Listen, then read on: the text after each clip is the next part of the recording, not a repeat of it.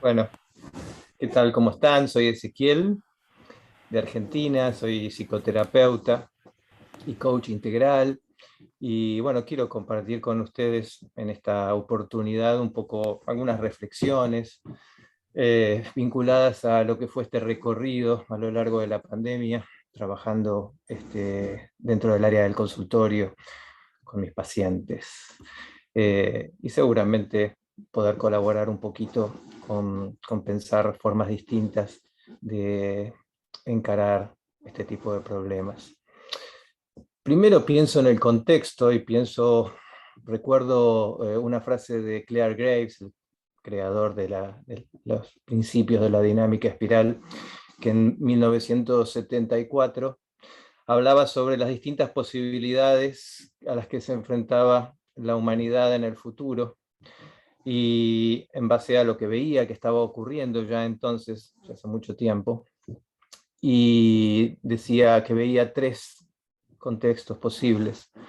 Uno que veía como una regresión masiva a nuestros comienzos en la Edad de Piedra y decía que esto ocurriría si no lográbamos estabilizar nuestra conciencia y aprender a manejar los recursos y la tecnología que habíamos desarrollado. Eh, en segundo lugar, como segundo escenario, presentaba una versión de 1984 de George Orwell, eh, encarnada con formas de gobierno que él asociaba con niveles de conciencia azul, naranja y verde, de un corte tiránico y manipulador. ¿Sí? Y la tercera opción, obviamente la más deseada, era el surgimiento de un enfoque de segundo grado, tanto para los negocios como para la sociedad, como para la comprensión de la vida misma, ¿sí? Muy diferente al que conocemos hoy, ¿sí? Y que nos permitiera realmente comenzar a convivir de una manera diferente. Entonces, en un punto, el trabajo mío como psicoterapeuta, y creo que de la psicoterapia en general, implica acompañar a las personas en este proceso de cambio tan complejo, tan duro que estamos viviendo y que creo que la pandemia de alguna manera ha acelerado y nos ha puesto a todos en franca atención. Entonces, me pregunto primero, ¿qué características debería tener un psicoterapeuta integral? Eh, y pienso que un psicoterapeuta integral debe sostener una perspectiva de flujo flexible, debe tener una actitud compasiva y empática. Pienso que un psicoterapeuta integral tiene que honrar las diferencias entre sistemas de valores y facilitar el movimiento de la gente hacia arriba y hacia abajo en la espiral humana. Eh, un psicoterapeuta integral realmente se interesa por la perspectiva del otro, ¿sí? Ha desarrollado la curiosidad lo suficiente como para entrar en la vida del otro y estar interesado por aquello que tiene para decir, aquello que ve, aquello que le importa y aquello que le preocupa.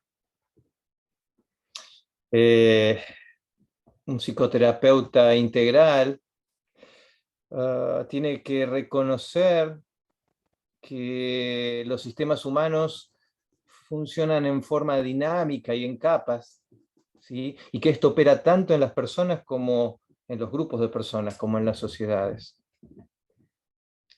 Eh, o parafraseando la dinámica espiral y sus colores, digamos que si rojo está descontrolado, ¿sí? El psicoterapeuta integral tiene que ayudar a que su energía cruda se canalice en una forma constructiva. Si ámbar se vuelve amargo, punitivo, restrictivo, entonces el psicoterapeuta integral tiene que ayudar a reformar esas reglas para generar mayor comodidad, mayor flexibilidad. Si naranja está alienado, perdón, ¿sí? Entonces un psicoterapeuta integral lo va a ayudar a integrar sus emociones para salir de esa alienación de la mente, ¿sí? Y de pensamiento estrictamente racional y frío. Si verde se ha fanatizado, entonces el psicoterapeuta integral tiene que ayudarlo a encontrar su propia voz interior, encontrar eso que lo hace único dentro de todo ese grupo al que pertenece y no depender tanto, ¿sí?, de aquello que la mayoría propone y permitirse ser más creativo. Entonces el psicoterapeuta integral respeta, aunque no necesariamente esté de acuerdo, las visiones del mundo de cada uno de sus pacientes o de cada cliente o de cada grupo con el que trabaje, sus modos de expresarse, sus hábitos, sus costumbres y sus culturas, ¿sí? Todo conforma parte de esta espiral del desarrollo, esta compleja espiral de desarrollo, ¿sí?, que conforma esta gran aldea humana en la cual vivimos. Entonces, frente a esta situación de pandemia, me he encontrado fundamentalmente con un común denominador que, que ha gatillado diferentes tipos de experiencias, ¿sí? Este común denominador es el miedo, ¿sí? El miedo, obviamente, ante algo que aparece, disruptivo, que pone en riesgo nuestras vidas, que pone en riesgo muchas cosas, ¿sí? Los budistas señalan que la esencia fundamental del miedo es el rechazo que experimentamos hacia el sufrimiento. El miedo surge entonces, ¿sí?, cuando nos encontramos ante la posibilidad de sufrir, a la posibilidad de perder, tememos, ¿sí? Entonces, desde esta perspectiva del miedo, yo tomo a veces las ideas de Stephen Hayes en su terapia de aceptación y compromiso, ¿sí? Y pienso que trabajar ese miedo de alguna manera es una forma, ¿sí?, de conectarnos con lo que nos está pasando y nos brinda la oportunidad de conocernos más profundamente. El miedo pasa de ser un enemigo a ser un aliado, ¿sí? Un autor argentino que hablaba, que hablaba de psicología social, Enrique Pichón Rivière, él decía que existían dos miedos básicos, un miedo a la pérdida y un miedo al ataque, ¿sí? El miedo a la pérdida nos hacía como ponernos en una actitud de defensa para no perder aquello que teníamos, ¿sí? Y el miedo al ataque nos producía la incertidumbre, ¿sí?, y la pérdida de seguridad de aquello que tal vez estuviese por venir, ¿sí? Ambos miedos, en última instancia, se asocian con la posibilidad de pérdida. Y de modo que casi diría o pensaría que en última instancia todos los miedos, ¿sí?, son un reflejo del miedo a la muerte. Y aquí entra entonces a participar la idea de los niveles de conciencia, ¿sí? Desde esta perspectiva integral, entonces, cada nivel de conciencia se desarrolla alrededor de intereses específicos que constituyen el núcleo y sentido de la existencia. La sensación de amenaza a ese núcleo es fuente de sufrimiento y de conflicto. Los niveles de primer grado, es decir, todos esos colores que conocemos hasta verde, ¿sí?, al estar enfocados básicamente en la supervivencia, como decía Clark Graves, tienen al miedo como un denominador común. Cada nivel se va a identificar con miedos específicos.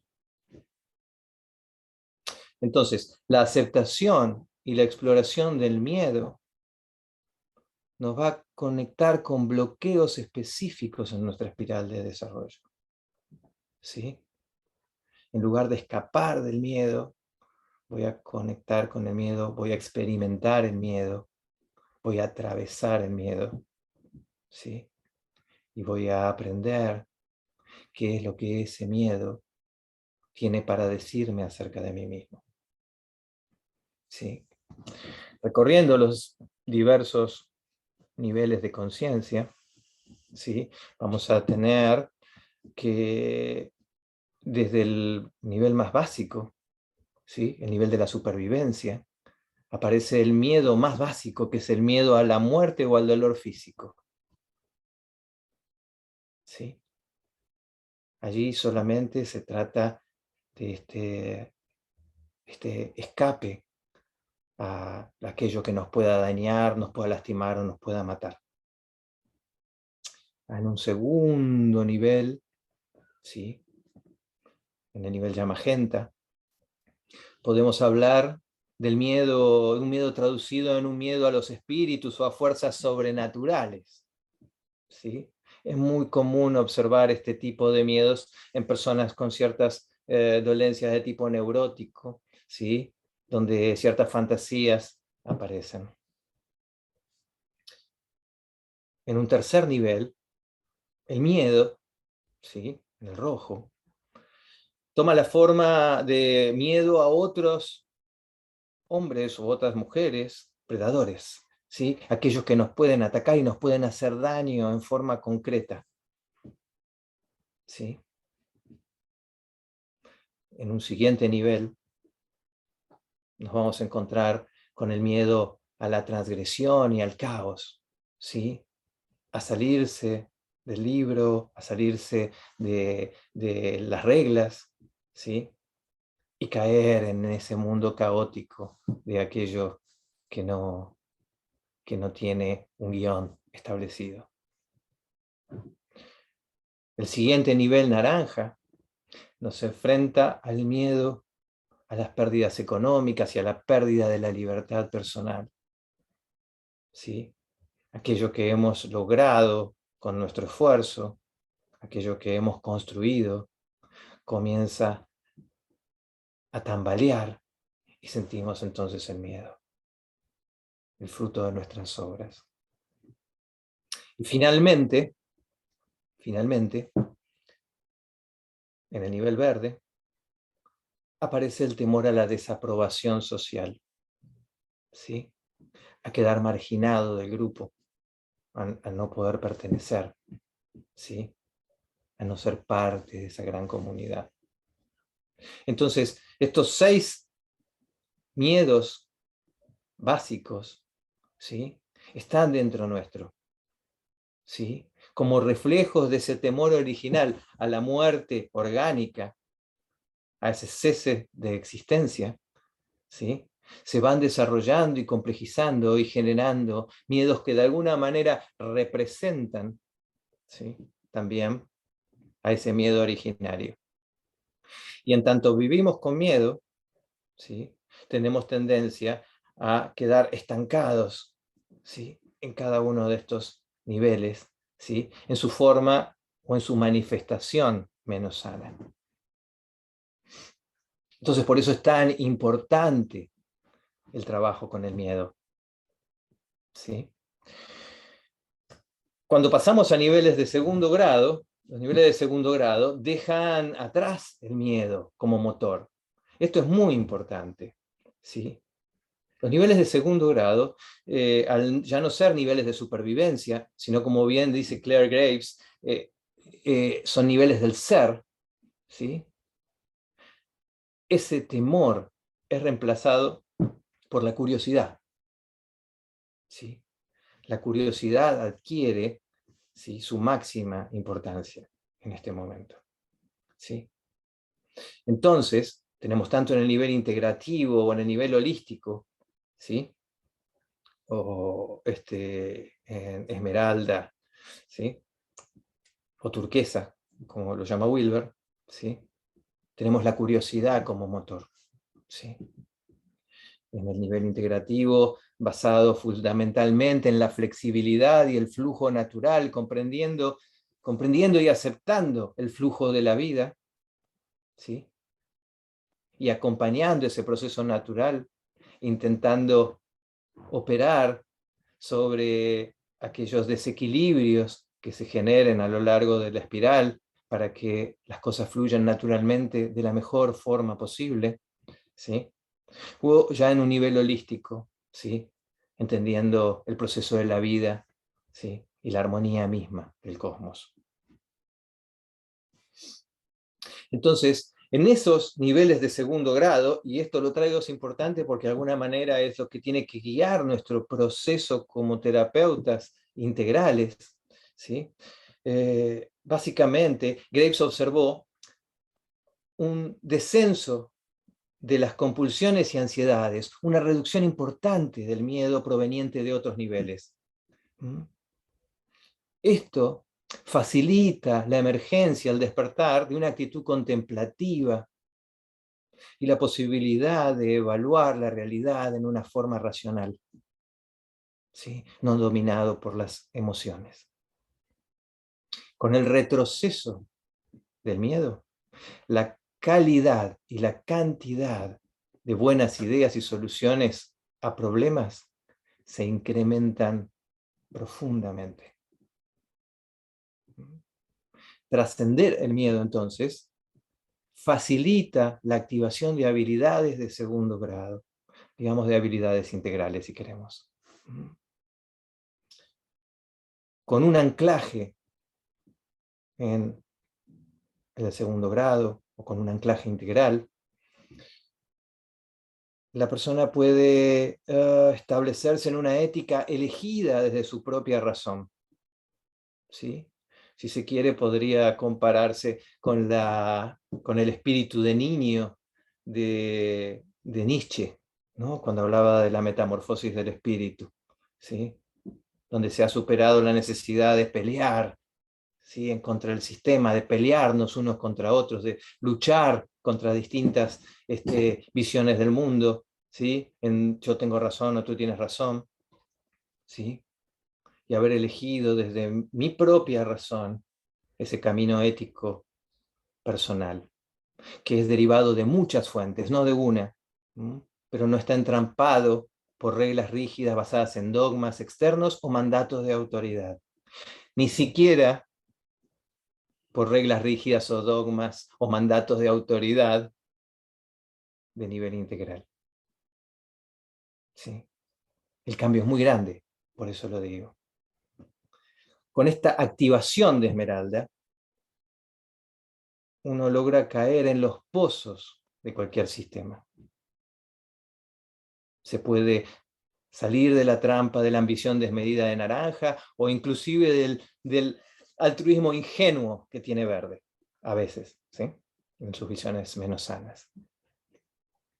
Entonces, les comparto una frase muy linda de Claire Graves que habla justamente acerca de la construcción de esa tercera posibilidad que les comenté al principio, la construcción, digamos, de un mundo integral, de un mundo de segundo grado, en el cual él dice, después de haber estado impedido por las más limitadas necesidades animales, por la necesidad imperativa de sustento, esto es beige, el nivel más bajo, por el miedo a los espíritus, esto es púrpura, y a otros hombres predadores, rojo, por el miedo a transgredir el orden establecido, azul, por el temor a perder las ganancias, naranja, y por el miedo a la desaprobación social, verde. De repente, la cognición humana se encuentra libre.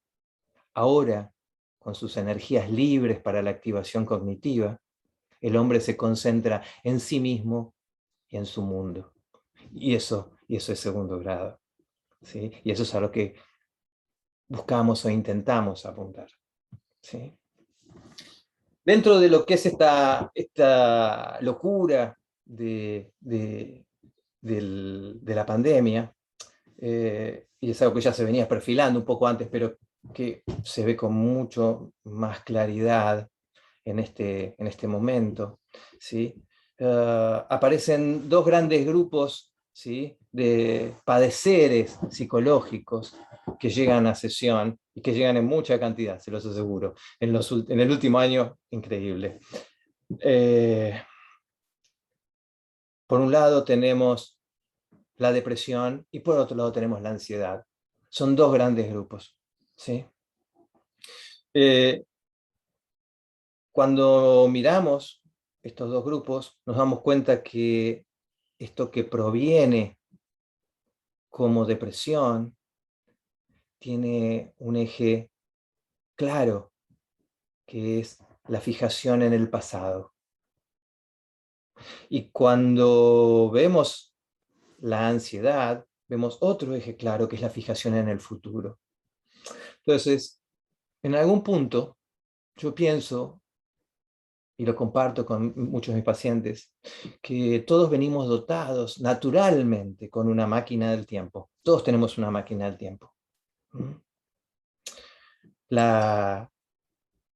Esa máquina del tiempo es algo que deberíamos saber manejar con cierta maestría, pero no lo sabemos hacer. Entonces, muchas veces ponemos el botón de pasado y quedamos atrapados en ese pasado y otras veces atrapados en el futuro, ¿sí? Pero rara vez permanecemos en el presente, en ese tiempo que es el que realmente existe. La ansiedad no es más que un exceso de futuro en el presente. Es pensar todo el tiempo en lo que puede pasar mañana y olvidarme de dónde estoy. Y la depresión no es más que un exceso de pasado en el presente. Es lamentarse de lo ocurrido ayer, no pudiéndome sostener en el presente. ¿Sí? Entonces, en algún punto, es muy importante la función aquí de la meditación. ¿Sí? Gran parte de mi trabajo terapéutico se sostiene desde aprender a meditar. Yo creo, a partir de mis observaciones, que acceder a ciertas cualidades o a ciertas herramientas disponibles en una visión de segundo grado solamente es posible si hemos activado, ¿sí?, un acceso a estados de conciencia más profundos que se logran solamente con la práctica de la meditación. Yo creo, y por lo menos en mi experiencia clínica lo he notado con bastante frecuencia, que la única manera de vencer el miedo, ¿sí?, es a través de entregarse a ese miedo, y esto es posible si uno logra la calma necesaria a través de la práctica de la meditación. ¿Sí? Escapar del miedo potencia el miedo. Hay una vieja historia de Milarepa, un sabio tibetano, que contaba que se había ido a una ermita para superar todos sus temores y que día a día en sus meditaciones se le aparecían los demonios y él los ignoraba y los respiraba y los demonios desaparecían, pero había un demonio en particular, un demonio enorme, con unas fauces enormes y muy rabioso, que se le aparecía y lo aterrorizaba todo el tiempo. Finalmente Milarepa, luego de reflexionar y no saber cómo evitar este demonio, dijo: me entrego. Y cuando esa noche el demonio se le apareció y abrió sus grandes fauces, Milarepa colocó su cabeza dentro de la boca del demonio y el demonio desapareció para siempre. ¿Sí? Milarepa nos enseña con esto que es importante introducirnos en el miedo. ¿Sí? Alguna vez atendiendo a un paciente con pánico a volar, le sugerí el ejercicio al momento de subir al avión, luego de haber meditado y tener un cierto grado de tranquilidad, y cuando viniese a su mente esa idea de me voy a morir, este avión se va a caer, no escapar a la idea, aceptarla.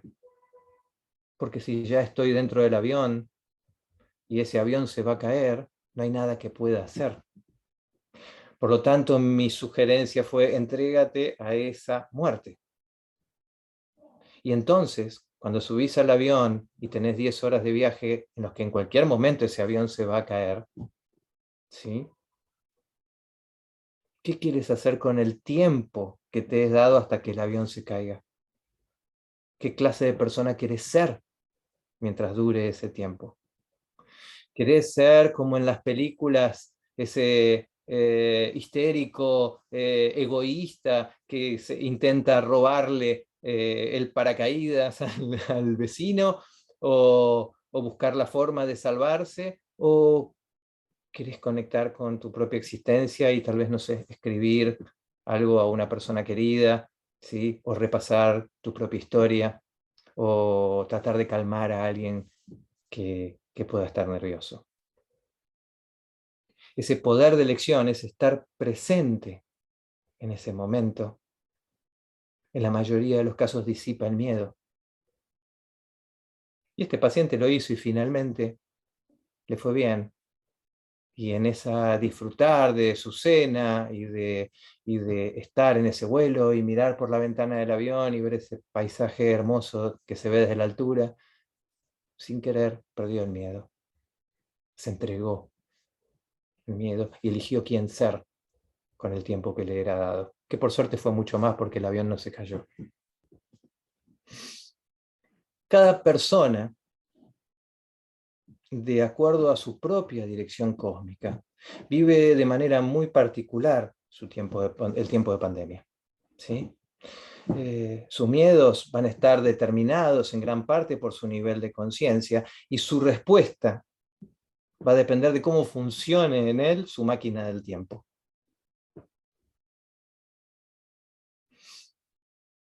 Entonces, no es raro, lo hemos visto, ¿sí?, que distintos niveles de conciencia manejan su miedo en forma diferente, ¿sí? Y entonces vemos a aquellos que están preocupados porque la pandemia los va a dejar en la quiebra, van a perder sus negocios, van a perder su dinero. Otros están preocupados por perder la libertad, por estar encerrados, que no los dejan moverse, ¿sí? Otros están preocupados porque pueden morir y se encierran adentro, ¿no?, y se protegen con 70 barbijos, ¿sí? Y buscan la seguridad adentro de sus casas. Cada uno, ¿sí?, va a encontrar el miedo de acuerdo al nivel de conciencia que esté activado básicamente en ese momento, ¿sí? Entonces, qué rico, qué útil nos resulta entonces este tiempo de pandemia, porque nos coloca en una situación difícil, nos habilita la posibilidad de la emergencia del miedo, y ese miedo trabajado terapéuticamente nos permite acceder a los nudos, ¿sí?, que tenemos en nuestra personalidad. Y si nos entregamos, ¿sí?, y nos colocamos absolutamente, como dice la terapia de aceptación y compromiso, acepto totalmente lo que me está pasando y me comprometo con mis valores más profundos, entonces de eso no hay duda que va a salir una persona más completa. Ahora, también existen formas, ¿no?, de poder ir lidiando, ¿sí?, con este tema de la pandemia. Y ahí sí, dentro de lo que es la terapia, también podemos trabajar desde los 4 cuadrantes, ¿sí?, para ayudar a la persona también a ver cómo encontrar un equilibrio. Podemos pensar en la práctica de la meditación, como les dije, que nos ayuda a vivir en el presente y nos ayuda a sanar, a reparar la máquina del tiempo para que sea un instrumento funcional, para que cuando yo quiera, para que yo pueda utilizarla en mi propio beneficio, ¿sí? Voy al pasado porque quiero recordar, ¿sí?, porque necesito recordar algo que me resulta útil en el presente, o me resulta satisfactorio, o me hace bien. Voy hacia el futuro porque estoy planificando algo para mi vida, pero soy capaz de ir, poner la semilla y luego regresar y construir desde el presente. Eh, la plena aceptación de lo que está haciendo y la conexión reflexiva y consciente con los valores más profundos nos empoderan. El foco de control pasa de ser de un control externo, ilusorio y neurótico, en el cual intentamos controlar a otros o controlar la realidad, a un efectivo control interno. ¿Sí? El centro de control debe estar siempre adentro nuestro. Hacia afuera es una ilusión de control. ¿Sí? Entonces, comienza el atisbo de la posibilidad de que podamos aceptar el flujo natural de las cosas. Y la muerte es parte del flujo natural de las cosas. Entonces, si perdemos el miedo a la muerte, nos liberamos en un punto. Ese miedo a la muerte que va a derivar en otros tantos miedos que son el motor de los niveles de supervivencia. Entonces podemos ir más allá de la supervivencia, podemos ir al ser, podemos conectar con quienes somos y experimentar plenamente quienes queremos ser.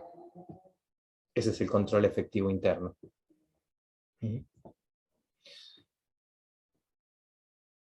Reemplazamos entonces también la expectativa, que es característica de los niveles de primer grado, por una actitud de curiosidad.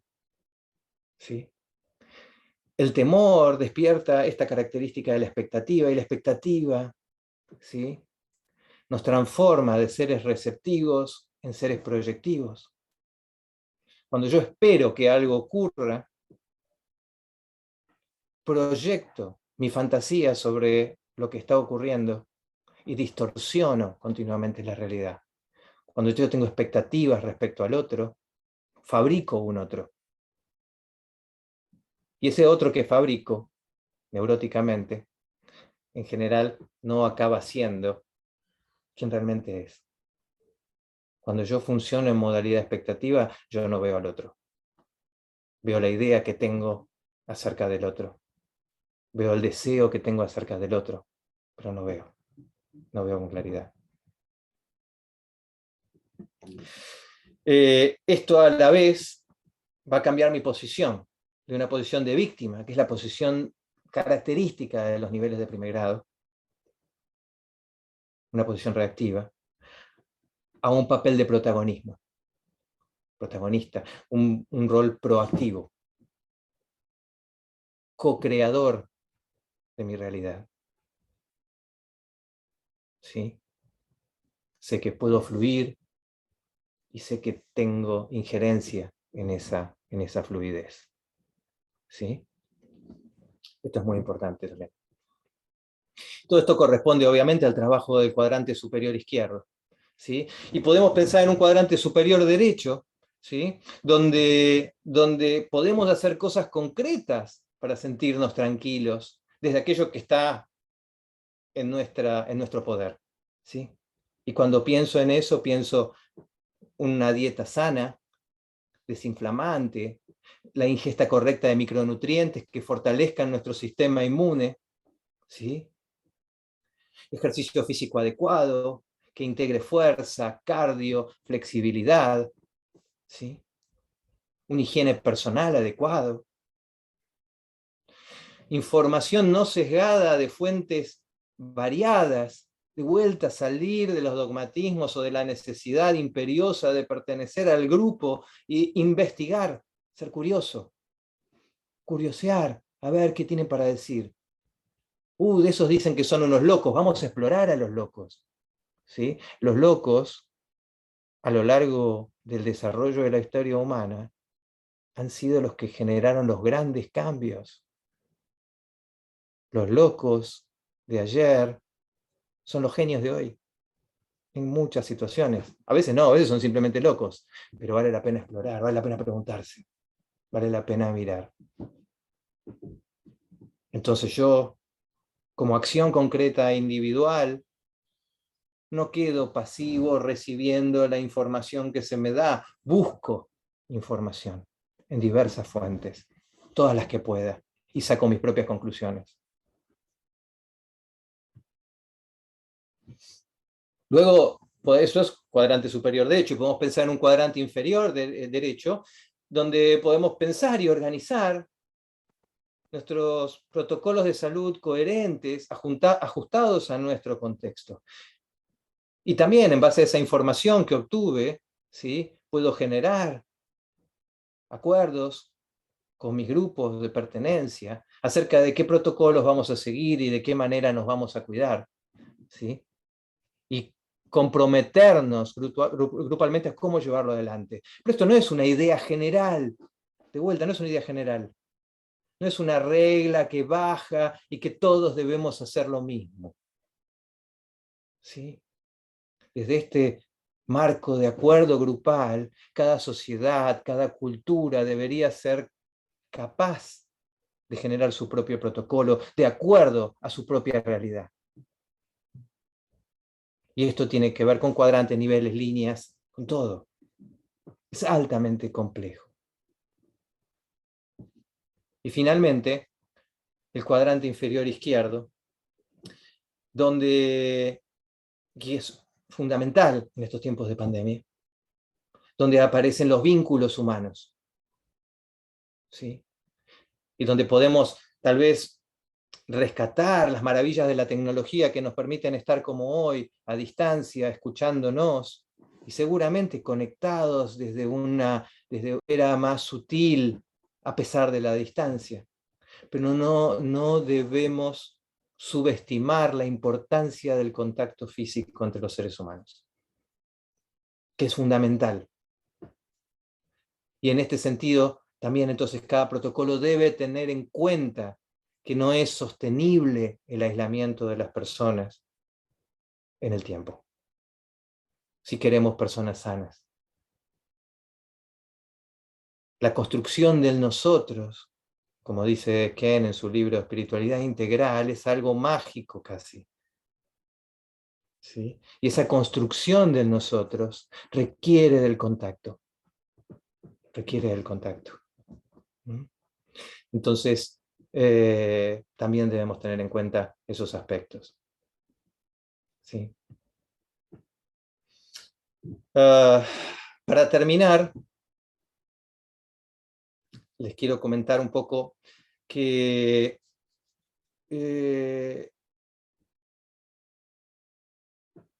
lo que ocurre en términos del movimiento integral en algunos aspectos, ¿sí?, me deja un poco preocupado, porque veo que hay en algunos casos poco trabajo con el miedo.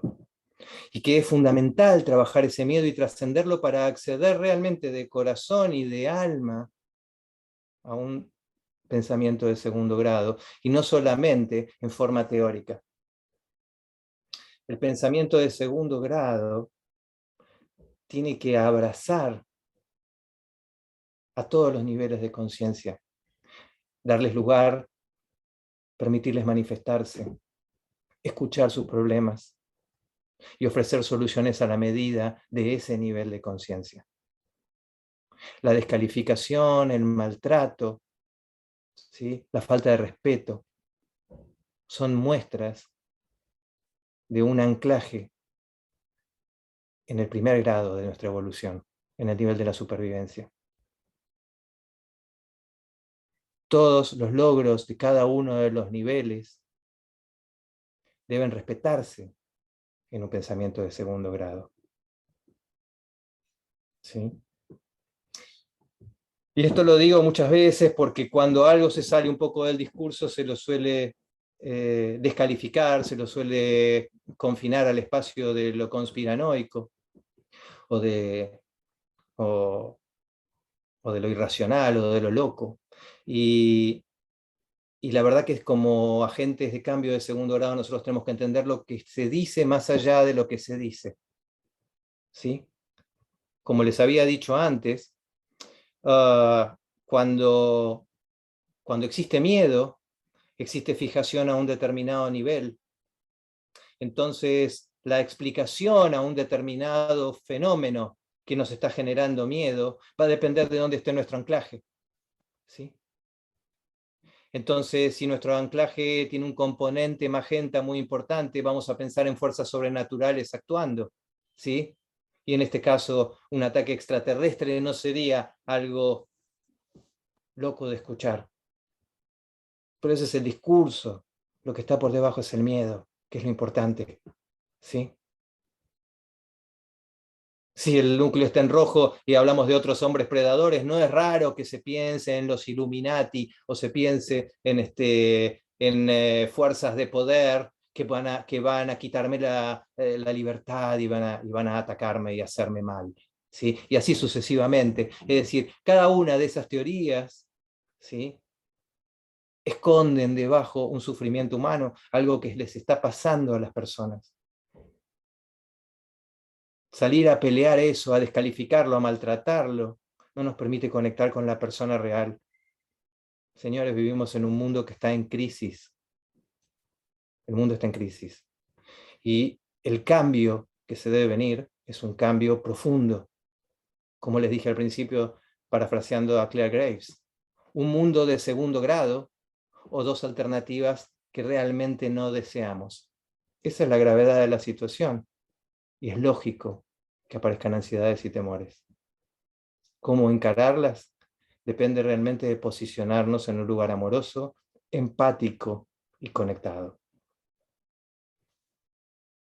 No tengo nada más para decirles. Muchas gracias. Ezequiel, Wow. muchísimas gracias por, por el tono y por el mensaje. José Ricardo, tú también estás en destacado. Muchísimas Yo gracias. vi a Ezequiel la primera What's Next. Estaba en una mesa aparte, no me pude reunir con él. He oído hablar mucho de ti. Eh, Me ha llenado mi corazón de alegría de saber que hay un hermano que está tan claro y mi vida se ha aumentado al conocerte, al oírte, y vamos a hacer todo lo posible porque tu voz se escuche más, porque es muy clara, muy equilibrada y muy real. O sea, tienes Gracias. todo mi respeto y te admiro profundamente. Y creo que todos los que te escuchamos hoy nos hemos beneficiado de alguien que seguramente ha hecho un trabajo profundo en su ser y está realmente dándolo desde una completa eh, amor que no tiene para mí una sola mancha de egoísmo. Gracias. Voy a Gracias. añadir a alguien, eso es lo lindo de la tecnología, que puedes invitar y es de repente por sorpresa te tomas ahí. Gustavo, hola. ¡Oh, Gustavo! ¿Cómo estás? Hola Gustavo. compañeros, ¿cómo estamos? ¿Qué Y tal, también, Seth? espera un momentito, también voy a añadir a Guille, ahí estás, Guille. Guille, querido. Hola, qué lindo verte, qué lindo escucharte. Y gracias, Gracias. Raúl, José y Gustavo. ¿Cómo lo están viendo? ¿Cómo lo están viendo, Gustavo, Guille? ¿Cómo están viendo este hacerse de la cumbre? Bueno, yo soy un chepibe, igual que Seque, pero viviendo en España, con lo cual tengo el problema del tiempo, así que no, ayer salí y asistí a poquitas conferencias y ahora las de la mañana de ustedes las puedo ver, las de la tarde me cuestan. Las que he visto me están encantando. Quería felicitar a los organizadores, a José, a Raúl, a Oscar y al otro José. Es haciendo una labor maravillosa. Gracias, de verdad. Es un hueco que hacía falta. Eh, José Ricardo, un magnífico planificador que hizo la cumbre hispana hace 2 años. Movió, fue el motor junto con un maravilloso equipo. Y Raúl, pues también, con el centro de Colombia, también está haciendo un maravilloso trabajo. Así que gracias a todos.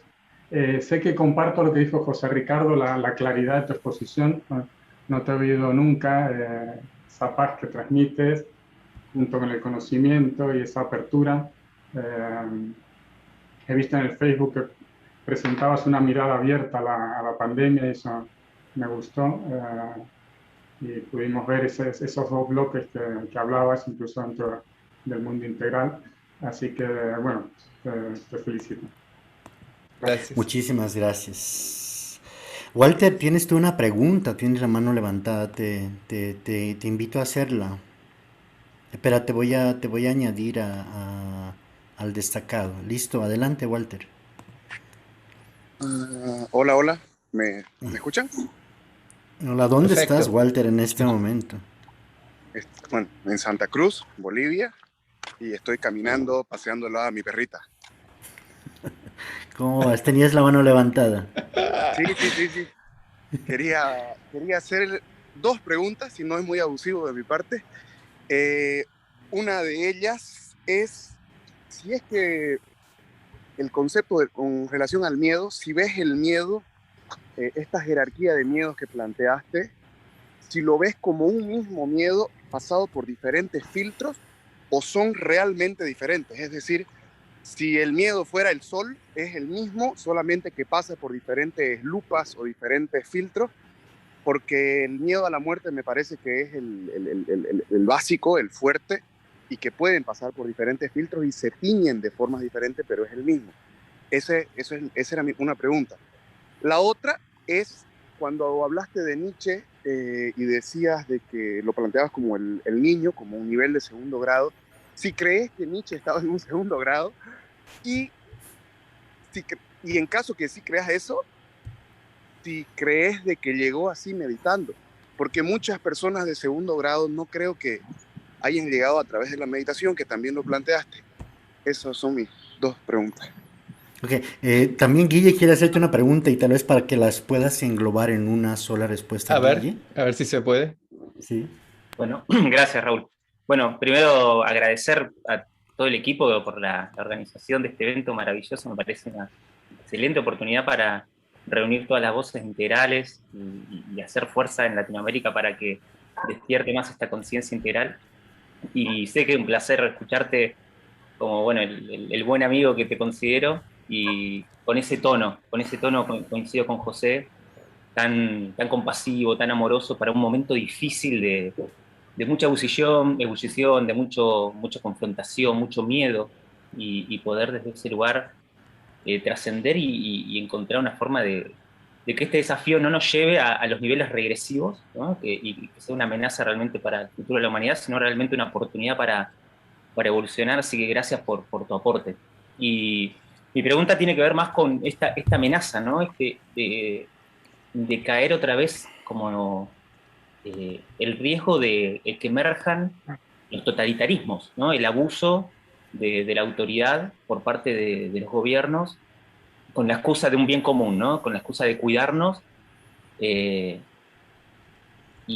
no ver esta posibilidad de un orden autogestivo, como propusiste, ¿no? Desde comunidades que sepan, que elijan cómo cuidarse, cuidando a otros, ¿no? Con esta compasión, esta conciencia compasiva de cuidar a otros. Entonces, ¿cómo ves ese riesgo de caer ahora en manos de fuerzas totalitarias que opriman al individuo, ¿no? Muchas gracias, Guille. Yo sé que puede ser difícil concentrar Voy a tratar de responder a las tres cosas. La primera, el miedo, el miedo en general, ¿sí? Yo considero todo miedo con un origen básico en el miedo a la muerte, en la cesación de la existencia. Y evidentemente, esa cesación de la existencia se percibe en forma diferente, ¿sí? En cada nivel de conciencia, puesto que nuestros intereses están puestos en cosas diferentes en cada nivel de conciencia, ¿sí? Entonces, en algún punto, en un nivel magenta, el ser expulsado de la tribu es el equivalente a la muerte. Y no es casualidad, entonces, que en la antigüedad, por ejemplo, Sócrates se le ofreciera la cicuta o el destierro, ¿sí? Y fíjense que prefería la cicuta antes que el destierro. Decía, prefería la muerte, que es un temor para atrás, antes que el destierro, ¿no? Claro. Entonces, algunas voces dicen la muerte antes que la deshonra, ¿sí? La muerte antes que la pérdida de la libertad. Digamos, que esa muerte adquiere un valor simbólico diferente en cada uno de los niveles. Entonces sí, el miedo original es miedo a la muerte, ¿sí? Pero esa muerte, ¿sí?, va a adquirir dimensiones distintas según dónde esté nuestro foco en ese momento. Y puede ser, por ejemplo, un foco neurótico, ¿sí?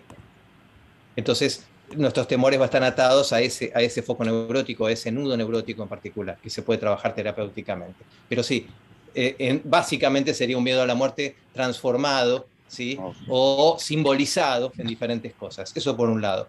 En cuanto a Nietzsche, yo no tengo idea si él era de segundo grado o de primer grado, porque no lo conocí. Puedo pensar que ha tenido algunos chispazos de claridad de segundo grado, seguramente, y que en base a eso ha tenido algunas cuestiones de gran genialidad, pero también ha tenido cosas un poco felices, ¿no? Lo que sí creo, y estoy convencido, es que establecer la conciencia en un segundo grado exige la práctica de la meditación. Yo no creo que personas que leen a Wilber 24 horas al día, por leer a Wilber se transforman en integrales, ¿sí? Creo que hay una cuestión práctica fundamental que debe existir. Y ahí vamos a la práctica integral de vida, es necesaria. Sin eso vamos a ser teóricos de lo integral, pero es como cualquier cosa. Podemos hablar de la iluminación, como dice Ken Wilber, es un tema de zona 1 y zona 2, ¿sí? Podemos ser integrales de zona 2, si se quiere. Yo ya esa gente la llamo integrales de zona 2. Pero un integral de zona 1 es aquel que vive de manera integral, percibe en forma integral y siente en forma integral, y para eso tiene que haber abierto una exploración de estados más profundo que el estado de conciencia ordinaria. Si no hay esa exploración, va a ser un integral de zona 2, va a ser un teórico, ¿sí? Eso sería por ese lado. Y finalmente, para lo de Guille, bueno, justamente Graves en el 74, él ya tenía ese temor y hablaba como segunda opción este mundo orwelliano, tiránico, manejado de niveles de conciencia tanto azul como naranja o verde, no importa, pero sí con un tinte tiránico importante. Y si lo pensamos en la autodestrucción como opción 1, el corte tiránico como opción 2 y el cambio, la apertura de conciencia, vemos tres tipos de soluciones: una preconvencional, una convencional y una postconvencional, ¿sí? Entonces todo va a depender de dónde nos paremos. El miedo nos lleva no mucho más lejos de lo convencional. Algunas personas por miedo prefieren no innovar, otras personas por miedo prefieren atacar, ¿sí? Y entonces se arman los grandes líos. La única manera, por eso digo, de no caer en esta versión 2, yo la 1 la veo poco posible, no creo realmente que estemos tan poco evolucionados como para ir para abajo a la edad de piedra. Pero sí, la segunda opción me parece que se está llevando la mayor parte de las fichas, como decimos acá en Argentina, ¿sí? Es decir, se está viendo una tendencia hacia el totalitarismo que no me termina de gustar y que me parece que tiene que ver con soluciones convencionales. Es decir, cambiar para no cambiar. Sostener las cosas más o menos como están, con pequeños cambios y con algunos ajustes para ir para adelante. Y esos pequeños cambios y ajustes generalmente tienen que ver con restricción de la libertad, tienen que ver con quitarle la palabra a la gente, que se acabe el diálogo y que en última instancia pasemos a un dogmatismo nuevo, ¿sí?, como en la Edad Media, que en vez de estar en manos de la iglesia o de la religión, pasa a estar en manos de la supuesta ciencia. Y digo supuesta porque es una ciencia sesgada por la política y no una ciencia libre y con una tendencia humanista como fue la ciencia cuando surgió, ¿sí?, con un interés de desarrollo y de crecimiento, no de lucro. Y entonces lo importante aquí es realmente apostar a lo postconvencional. Lo postconvencional es esto: expandir la conciencia, ¿sí? ¿Cómo expandimos la conciencia? Trabajándonos a nosotros mismos, meditando, haciendo terapia, haciendo cosas y abriendo nuestros corazones, ¿sí? Dejar de señalarnos unos a otros como buenos y malos, como peronistas o no peronistas, o lo que cada país tenga en su país, ¿no?